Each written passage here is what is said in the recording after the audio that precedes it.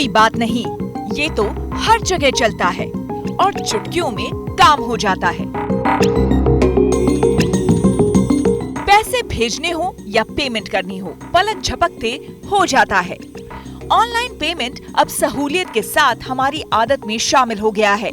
Online payment के लिए UPI यानी यूनिफाइड पेमेंट इंटरफेस का तरीका हिट है, जो बैंक खातों के बीच पैसे ट्रांसफर की सुविधा देता है। लेकिन अगर आप यूपीआई का इस्तेमाल करते हैं तो थोड़ी सावधानी भी जरूरी है, क्योंकि यूपीआई के जरिए धोखाधड़ी करके पिछले दिनों मुंबई में करीब 80 लोगों के खातों में सेंध लगाई गई। इसलिए जरूरी है कि यूपीआई स्कैम को लेकर सावधानी वाला हॉर्न बजाया जाए।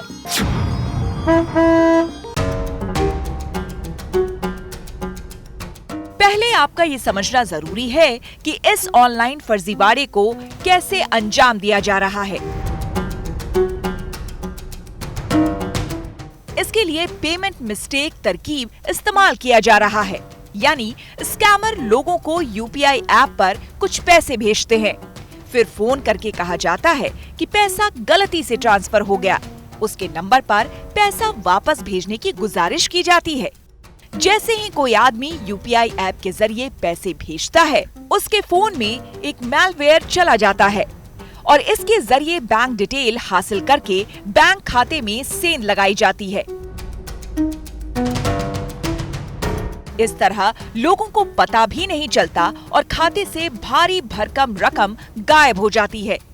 इसी तरीके का इस्तेमाल करके मुंबई में करीब 80 लोगों से 1 करोड़ रुपए से ज्यादा की ठगी की गई।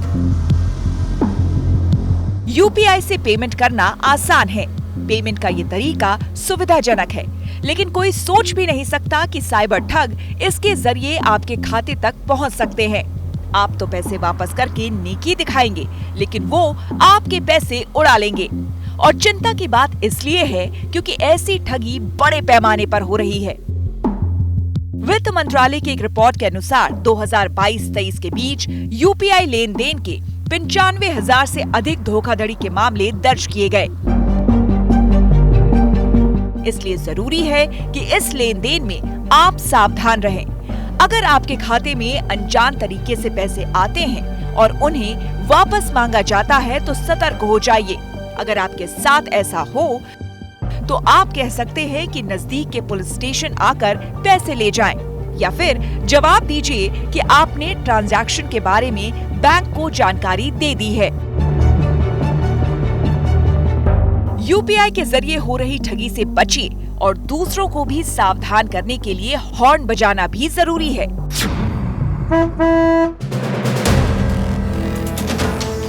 वीडियो पसंद आया तो हमें लाइक, कमेंट, शेयर और सब्सक्राइब जरूर करें।